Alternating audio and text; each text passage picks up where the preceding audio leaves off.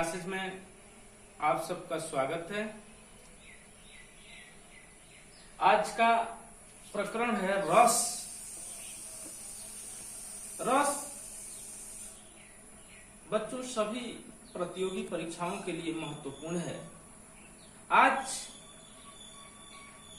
हम पूरा जानकारी अर्जित करेंगे, संपूर्ण जानकारी अर्जित करेंगे रस के बारे में, रस के प्रकार, रस के अवयव और रस की उत्पत्ति। चूंकि अखंड हिंदी क्लासेस विशेष तौर पर यूपी बोर्ड एग्जाम के लिए बनाया गया है, जिसमें कक्षा 10 और कक्षा 12 की विशेष कक्षाएं ली जाती हैं। आप लोग इस चैनल को सब्सक्राइब करें ताकि आने वाले यूपी बोर्ड एग्जाम 2025 में 10 और 12 का संपूर्ण पाठ्यक्रम हॉल सहित आपको मिल सके। आपको इसके लिए परेशान न होना पड़े। मैं सीधे आऊंगा प्रकरण पर। रस क्या है सबसे पहले जानेंगे। तो रस आप लोग जब चीनी और पानी एक के में घोलते हैं और घोल करके जब उसका घोल बना देते हैं, मिश्रण बना देते हैं, तो उसको आप लोग रस कहते हैं। और उसको जब पीते हैं तो मीठा लगता है, थोड़ा अच्छा लगता है। जब प्यास लगा हो तो चीनी और पानी घोल करके पिएंगे तो अच्छा लगेगा, अर्थात आनंद आएगा। तो वही चीज साहित्य में भी होता है। साहित्य में भी मैं बता दूं, किसी काव्य को पढ़कर, सुनकर या किसी अभिनय को देखकर, अभिनय मतलब नाटक वगैरह कुछ भी, किसी अभिनय को देखकर हृदय में जो आनंद उत्पन्न होता है उसी को रस कहते हैं। छात्रों, रस के बारे में सबसे बढ़िया भरत मुनि ने बताया था। उन्होंने अपने नाट्य शास्त्र में रस के बारे में लिखा, रस के बारे में बताया। नाट्य शास्त्र में उन्होंने लिखा था, विभावानुभाव व्यभिचारी संजोगाद्रस निष्पत्ति। विभावानुभाव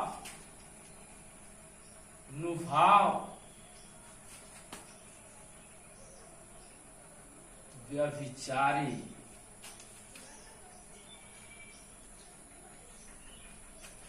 संयोगाद्रस संयोगाद्रस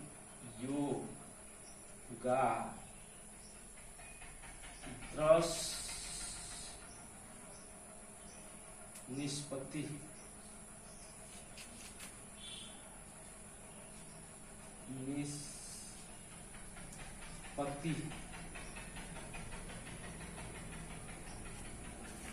भरत मुनि ने बताया कि विभाव, अनुभाव और व्यभिचारी भाव के संयोग से रस की निष्पत्ति होती है।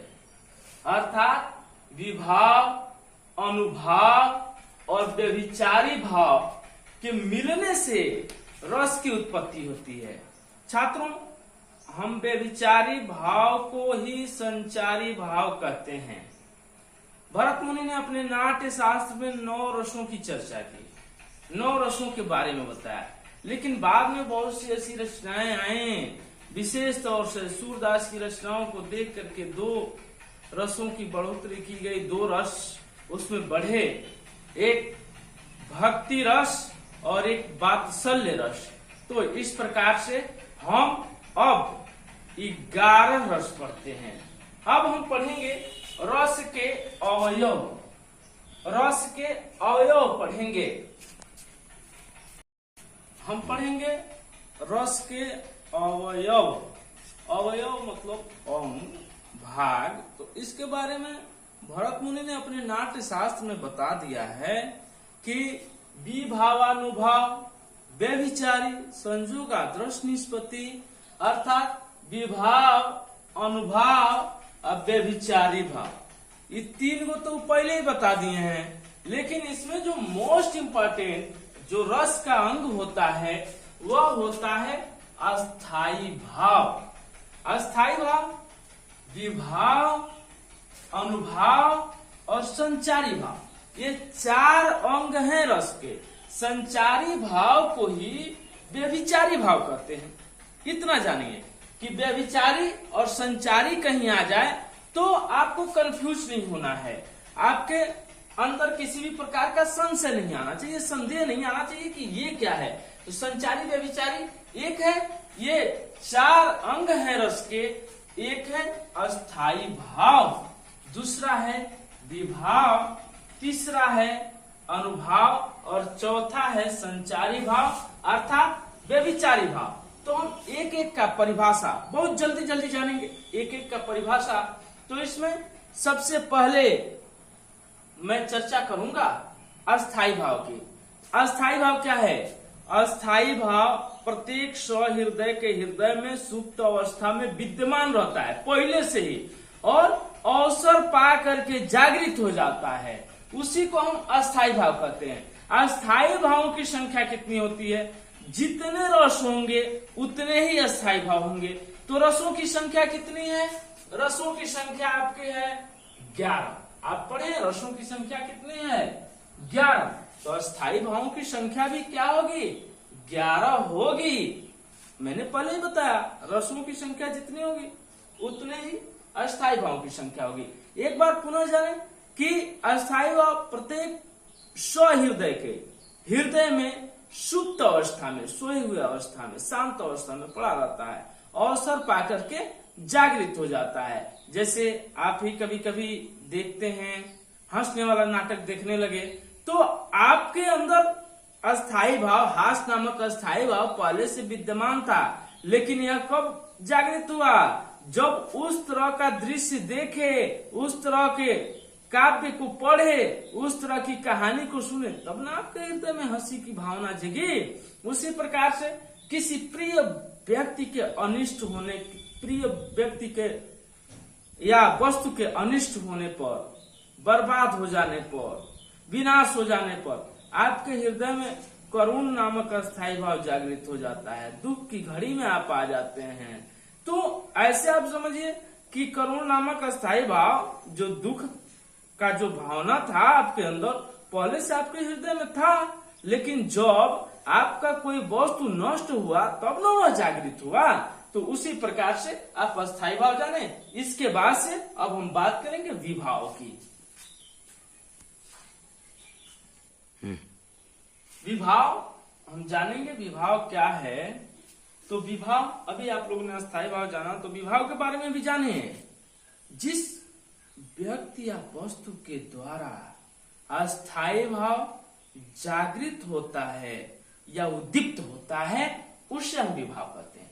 अर्थात जहां से अस्थाई भाव उत्पन्न होगा, जिस व्यक्ति के द्वारा या जिस वस्तु के द्वारा अस्थाई भाव जागृत होगा, उसको हम कहेंगे विभाव। जैसे आमतौर पर आप सुनते होंगे, कौन हो तुम बसंत के दूत, विरस्पत झड़ में अति सुकुमार, घन तिमिर में चपला की रेख, तपन में शीतल मंद बयार। इसमें चर्चा की जा रही है कहां से अस्थाई भाव जागृत हुआ। कौन हो तुम बसंत के दूत, विरस्पत झड़ में अति सुकुमार। तो यहाँ श्रद्धा से पूछा जा रहा है कि तुम कौन हो, अर्थात श्रद्धा यहाँ क्या हो जाएगी? विभाव हो जाएगी। या इसमें एक चीज और है, कौन पूछ रहा है, किसके द्वारा उद्दीप्त हो रहा है, तो वह भी विभाव हो सकता है। यहाँ श्रद्धा और मनु दोनों लोगों की चर्चा की गई है। दोनों, अब दोनों में अंतर है। एक बात आती है, एक इसमें भी 2 प्रकार हैं, मैं बता दूं इसके 2 प्रकार हैं। एक है आलंबन विभाव, एक है आलंबन विभाव।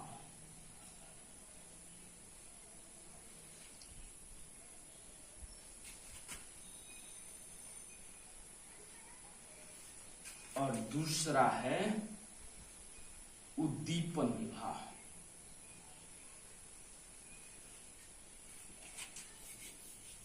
उद्दीपन, थोड़ा बोर्ड नीचे हो जा रहा है।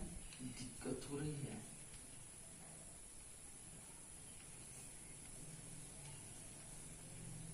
उद्दीपन विभाव। अब हम जानेंगे आलंबन विभाव क्या है।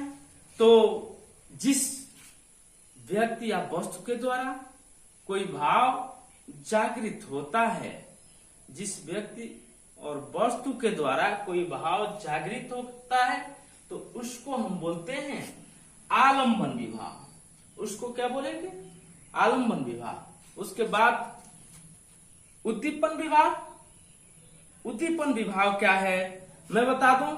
अस्थायी भावों को उद्दीप्त करने वाला कारण, जिन व्यक्ति या वस्तुओं के द्वारा अस्थायी भाव उद्दीप्त होता है, उसको हम कहते हैं उद्दीपन विभाव। ये जो क्वेश्चन है यूपी बोर्ड के लिए नहीं है, लेकिन खास तौर पर यह प्रतियोगी परीक्षाओं में पूछ दिया जाता है तो दिक्कत आती है, इसलिए मैं एक विशेष चर्चा कर दे रहा हूं इस पे। उद्दीपन विभाव ही जान गए कि जिन कारणों से अस्थायी भाव उद्दीप्त होता है उसको हम उद्दीपन विभाव कहते हैं। इसके बाद हम चर्चा करेंगे, सीधे हम चलेंगे अनुभाव के तरफ। अनुभाव की बात करेंगे। अनुभाव क्या है?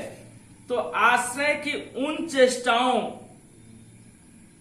को जिससे हम रस का अनुभव करते हैं, इसको कई प्रकार से बताया जाता है। जो अस्थायी भाव के बाद आएगा उसको हम अनुभाव कहेंगे, या बहुत सारी परिभाषाएं हैं, लेकिन मैं एकदम आसान तरीका आपको बता रहा हूं कि आश्रय की उन चेष्टाओं को जिसके द्वारा हम रस का अनुभव करते हैं, अस्थायी भाव का अनुभव करते हैं, उनको हम कहते हैं अनुभाव। आश्रयगत की वे चेष्टाएं, अर्थात जिस व्यक्ति के हृदय में रस की उत्पत्ति हो रही है, जिस माध्यम से हम रस का अनुभव करते हैं, उसी को अनुभाव कहते हैं। ये 4 प्रकार के होते हैं: कायिक अनुभाव, मानसिक अनुभाव, सात्विक अनुभव और आहार्य अनुभव। बस इतना ही जानिए अनुभाव के बारे में। कायिक, मानसिक, आहार्य और सात्विक, ये 4 अनुभव होते हैं। अब हम सीधे चलेंगे अगले टॉपिक पर, संचारी भाव। मैंने पहले ही बता दिया है कि संचारी भाव को ही हम व्यभिचारी भाव भी कहते हैं। तो ये क्या है कि जो भाव अस्थायी भाव को सबसे ज्यादा पुष्ट करते हैं, या वह माध्यम जिसके द्वारा अस्थायी भाव का संचरण होता है, उसको हम संचारी भाव कहते हैं। साफ भाषा में जानिए कि जो अस्थायी भाव को सबसे ज्यादा पुष्ट करेंगे, अस्थायी भाव को सबसे ज्यादा पूर्ण करेंगे, या जो जिसके द्वारा, जिस माध्यम के द्वारा अस्थायी भाव का संचरण होगा, उसको हम कहते हैं संचारी भाव। इसकी संख्या 33 बताई गई है। संचारी भाव अथवा व्यभिचारी भाव की संख्या 33 बताई गई है। इसकी चर्चा हम अगले वीडियो में करेंगे। अब सीधे हम चलेंगे रस, उनके अस्थायी भाव। रस कितने हैं, उनके अस्थायी भाव कौन कौन से हैं, उसके बारे में जानेंगे। बता दूं कि रस और उसके अस्थायी भाव हम पढ़ रहे हैं। तो ये 1 नंबर से रस है। ये श्रृंगार रस, जिसको रसराज आप लोग कहते हैं, श्रृंगार रस, इसका अस्थायी भाव है रति। दूसरा जो रस है हास्य रस, इसका अस्थायी भाव है हास्य। और तीसरा जो रस है करुण रस, जिसका अस्थायी भाव है शोक। उसके बाद से चौथा जो रस है रौद्र रस, जिसका अस्थायी भाव है क्रोध।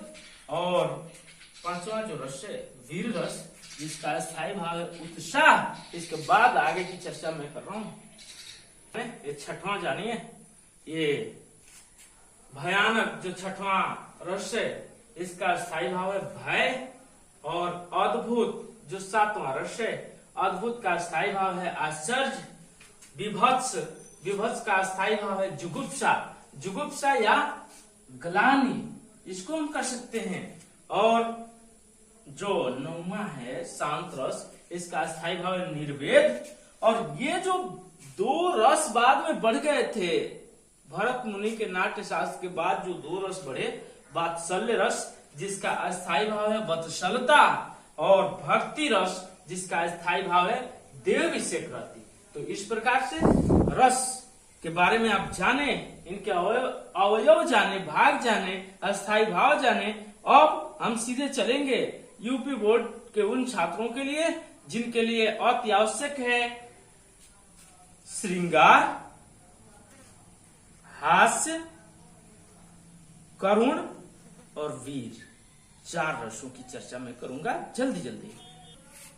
सबसे पहले चर्चा श्रृंगार रस की जाएगी, जिसको आप रसराज कहते हैं। रसराज, रसों का राजा। ये श्रृंगार रस जो नायक और नायिका के मिलन या इनके बिछड़ने पर आधारित है। हम कह सकते हैं नायक और नायिका के मन में संस्कार के रूप में जो रति उत्पन्न होता है, नायक और नायिका के हृदय में संस्कार के रूप में जो प्रेम उपजता है, जिसको हम रति कहते हैं, जब वह विभाव अनुभव अस्थायी भाव से परिपूर्ण होता है तो रस का स्वादन कराता है, और इसी को हम श्रृंगार रस कहते हैं। या आसान भाषा में कह सकते हैं कि किसी प्रेमी प्रेमिका या नायक नायिका के मिलने या बिछड़ने पर जो उनके हृदय में रति नामक अस्थायी भाव जागृत होता है, उसी के द्वारा श्रृंगार रस की उत्पत्ति होती है। तो श्रृंगार रस की उत्पत्ति आप जाने, मैं बता दूं, आप लोग श्रद्धा मनु पढ़ चुके हैं या 9 से पढ़ते हुए आ रहे हैं कमायनी के तमाम सर्ग, तो इसमें जानेंगे। हाँ, एक चीज, ये जो श्रृंगार रस होता है इसके भी दो प्रकार होते हैं। श्रृंगार रस के भी दो प्रकार होते हैं। एक होता है संजोग श्रृंगार और एक होता है वियोग श्रृंगार। जब कोई नायक और नायिका मिलते हैं और मिलने का वर्णन किया जाता है तो वहां संजोग श्रृंगार होता है, और जब कोई नायक नायिका कहीं दूर रहकर एक दूसरे को याद करते हैं या एक दूसरे से बिछड़े हुए रहते हैं, और वहां जब किसी काव्य की बात की जाएगी या दूर रहकर किसी को याद करेंगे तो उसको हम कहेंगे वियोग श्रृंगार। तो श्रृंगार के दो प्रकार आप जाने। एक जाने संजोग श्रृंगार, संजोग श्रृंगार, और दूसरा जाने आप वियोग श्रृंगार।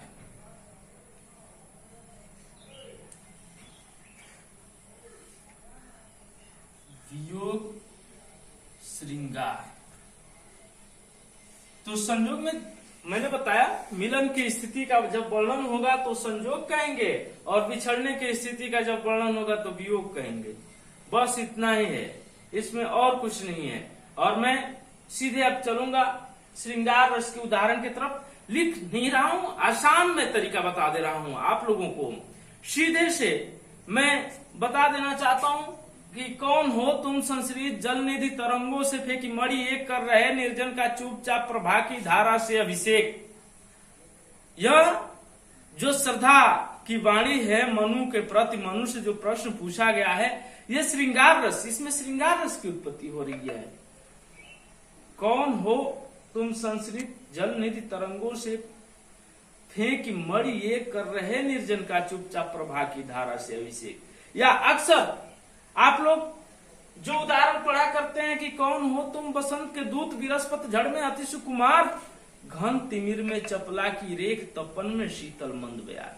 और ये विशेष तौर से संजोग श्रृंगार का उदाहरण है। मैं बात करूंगा श्रृंगार रस में सूरदास का जो आप लोग पद पढ़े होंगे कि उधो मन भये 10-20। मैं बता दूं, यह जो है कि उधो मन भये 10-20 एक हुतोषो गयो श्याम संग को औराध है इस इंद्र शिथिल भई के सौबिन जी, इंद्र शिथिल भई के सौबिन ज्यो देही बिन शीस। आशा लागी रहत तन श्वासा जीवन कोटि बरिस। यहाँ भी श्रृंगार रस की उत्पत्ति हो रही है, लेकिन यहाँ श्रृंगार जो बन रहा है वह वियोग श्रृंगार है। यहाँ जो श्रृंगार बन रहा है वह वियोग श्रृंगार है कि उधो मन न भय 10-20 एक हुतो सो गयो श्याम संको अवराधे इस आशा लाग रहत तन श्वासा जीव कोटि बरिस इंद्र शिथिल भई के 100 दिन जीव देहि विंशिस। दूसरे रस की चर्चा की जाएगी। ये जो है हास्य रस के बारे में हम लोग जानेंगे। हास्य रस में बस सीधे से एक ही बात कहना है कि किसी के वेशभूषा विकृति चेष्टा आदि को देखकर हृदय में जो हास नामक अस्थायी भाव जागृत होता है और जब यह विभाव अनुभाव और संचारी भाव से परिपूर्ण हो जाता है तो हास्य रस की उत्पत्ति होती है। एक बार पुनः बता दूं कि किसी के वेशभूषा विकृति चेष्टा आदि को देख करके हृदय में जो हास नामक अस्थायी भाव जागृत होगा और जब यह विभाव अनुभाव संचारी भाव से परिपूर्ण हो जाएगा तो हास्य नामक अस्थायी भाव हास्य नामक रस की उत्पत्ति होगी। इसका उदाहरण मैं बता दूं, अक्सर आप लोग पढ़ते हैं कि विंध्य के वासी उदासी तपोव्रत धारी महाबिनु नारी दुखारे गौतम तीय तरी तुलसी सुनिभे कथा मुनि वृंद सुखारे वहीं शिला पर चंद्रमुखी परशे पद मंजुल कंज तिहारे किन्हीं भली रघुनायक जू करुणा करि कानन को पगुधारे। आप सुनते होंगे कि विंध्याचल पर्वत पर निवास करने वाले जो लोग हैं व्रतधारी हैं ये औरतों के बिना दुखी हैं, लेकिन जब ये सुनते हैं कि गौतम ऋषि की पत्नी पत्थर से स्त्री बन गई है तो सभी लोग हर्षित हो जाते हैं, खुश हो जाते हैं, लगते हैं सोचने, सब लोगों के हृदय में खुशी आती है, सोचने लगते हैं कि अब तो जितना शिला है जितना पत्थर है उस सब चंद्रमुखी में बदल जाएगा, सब सुंदर स्त्रियों में बदल जाएगा। अब हम लोगों के पास स्त्रियों की कमी ही नहीं होगी। और कह रहे हैं कि वो कौन से भले व्यक्ति हैं जिनके कारण रघुनाथ जी भगवान श्री राम कानन को पगधार किए हैं, अर्थात वन को गए हैं, वन आए हुए हैं। या इसका एक दूसरा उदाहरण पहले यही बता दूं पुनः कि विंध्य के वासी उदासी तपोव्रतधारी महाबिनु नारी दुखारे गौतम तीय तरी तुलसी सुनवे कथा मुनि वृंद सुखारे वहीं शिला पर चंद्रमुखी परशे पद मंजुल कंज तिहारे किन्नी भली रघुनायक जू करुणा करि कानन को पगुधारे। एक दूसरा आप लोग उदाहरण पढ़ते हैं कि शीश पर गंगा हसे भुजनी भुजंगा हसे हासही को दंगा भयो नंगा के विवाह में। अर्थात भगवान शंकर जब जा रहे हैं बारात तो केवल अपना वो मृग का जो छाल है उसी को लपेट करके नंगे चल दिए हैं। और जब चल दिए तो रास्ते में देखने वाले लोग हंस रहे हैं, सब लोग चारों तरफ से हंस रहे हैं। जब हंस रहे हैं तो उसको देख करके शीश पर गंगा हंसे, जो उनके सिर पर गंगा शोभायमान है वो भी हंस रहे हैं। भुजनी भुजंगा हंसे, जो गले में भुजंगा है सर्प है वो भी हंस रहे हैं। हास्य ही को दंगा भयो नंगा के विवाह में भगवान शंकर खुद हंसने लगते हैं कि ये क्या हुआ है। इस प्रकार से हंसी का दंगा उनके विवाह में हो जाता है, नंगा के विवाह में हो जाता है। इसका आसान सा उदाहरण छात्रों मैंने बताया था, आप लोगों को कई बार इसकी चर्चा की गई है कि ये इसी शंकर जी के बारात की मैं बात कर रहा हूँ कि ऐसा विवाह नहीं देखा आज तक जिया करे धका धक, करे धका धक जिया करे धका धक, करे धका धक जिया करे धका धक। अरे ऐसा बारात नहीं देखा आज तक जिया करे धका धक। कौनों के हाथ नहीं कौनों के चार हाथ, कौनों के हाथ नहीं कौनों के चार हाथ, जौने के हाथ नहीं मारे चटा चट जिया करे धका धक। तो इस प्रकार से हास्य रस के बारे में आप लोग जाने। आगे चर्चा की जाएगी करुण रस की। करुण रस की बात तो करुण रस जानते हैं, करुण का मतलब दुख होता है। इसका अस्थाई भाव शोक होता है। अर्थात किसी प्रिय व्यक्ति या वस्तु के सदैव के लिए अनिष्ट होने की दशा में, अर्थात समाप्त हो जाने की दशा में हृदय में जो शोक नामक अस्थाई भाव जागृत होता है, और इस जब यह विभाव अनुभाव संचारी भाव से परिपूर्ण हो जाता है तो करुण रस की निष्पत्ति होती है, करुण रस की उत्पत्ति होती है। एक बार पुनः बता दूं, किसी प्रिय व्यक्ति या वस्तु के सदैव के लिए अनिष्ट होने की दशा में, सदैव के लिए विनाश हो जाने की दशा में, सदैव के लिए समाप्त हो जाने की दशा में हृदय में जो शोक नामक अस्थाई भाव जागृत होता है, जब यह विभाव अनुभाव संचारी भाव से परिपूर्ण होता है तो करुण रस की उत्पत्ति होती है। इसके बारे में इसका उदाहरण है कि अभी तो मुकुट बंधा था माथ, हुए कल ही हल्दी के हाथ, खुले भी न थे लाज के बोल, खिले थे चुम्बन शून्य कपोल। यहाँ बात की जा रही है किसी स्त्री के बारे में कि उसका अभी नया नया शादी हुआ है, अभी तो मुकुट उसके पति का बंधा हुआ था, अभी उसके लाज के बोल भी नहीं खुले थे, तभी उसके पति की मृत्यु हो जाती है। उसी के संबंध में बताया गया है।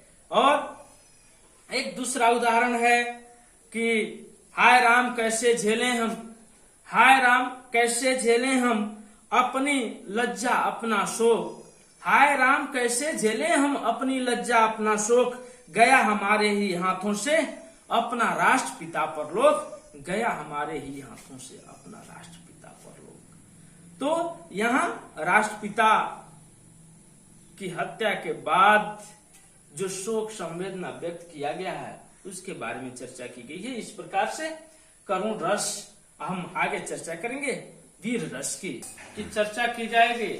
वीर रस के बारे में मैं बता दूं कि शत्रुओं के उत्कर्ष को मिटाने, युद्ध को जीतने या कठिन कार्य को करने के लिए हृदय में जो उत्साह नामक अस्थाई भाव जागृत होता है, जब यह विभाव अनुभाव संचारी भाव से परिपूर्ण होता है तो वीर रस की उत्पत्ति होती है। एक बार पुनः बता दूं, शत्रुओं के उत्कर्ष को मिटाने, कठिन कार्य को करने या युद्ध को जीतने के लिए हृदय में जो उत्साह नामक अस्थाई भाव जागृत होता है, जब उत्साह नामक अस्थाई भाव विभाव अनुभाव संचारी भाव से परिपूर्ण हो जाता है तो वीर रस की उत्पत्ति होती है। आप लोग बचपन से जानते होंगे, बुंदेलों हर बोलों के मुख हमने सुनी कहानी थी, खूब लड़ी मर्दानी वह तो झांसी वाली रानी थी। यह उदाहरण प्रचलित है कि बुंदेलों हर बोलों के मुख हमने सुनी कहानी थी, खूब लड़ी मर्दानी वह तो झांसी वाली रानी थी। इसके अतिरिक्त आप लोग सुने होंगे कि वीर तुम बढ़े चलो, धीर तुम बढ़े चलो, हाथ में ध्वजा रहे बाल दल सजा रहे, सामने पहाड़ हो फिर भी तुम रुको नहीं। आप इसके अतिरिक्त और भी तमाम उदाहरण हैं, लेकिन प्रचलित उदाहरण मैं बता दूं कि बुंदेलों हर बोलों के मुख हमने सुनी कहानी थी, खूब लड़ी मर्दानी वह तो झांसी वाली रानी थी। प्यारे बच्चों, वीर रस तक आप लोग जाने, आगे रसों की चर्चा मैं अगले वीडियो में करूंगा। इतना मोस्ट इम्पोर्टेंट है। आप 10 के लिए, कक्षा 10 के लिए मैं बता दूं कि हास्य और कर्म 2 रस, वो भी MCQ में पूछे जाते हैं, मल्टीपल चॉइस क्वेश्चन में, अर्थात बहुविकल्पीय प्रश्न में आते हैं। और 12 के लिए, इंटरमीडिएट के लिए जो 4 रस पूछे जाते हैं, श्रृंगार, हास्य, करुण और वीर, इनकी चर्चा हो चुकी है। बाकी की चर्चा अगले वीडियो में। तब तक के लिए मैं आपसे विदा लेता हूँ। धन्यवाद।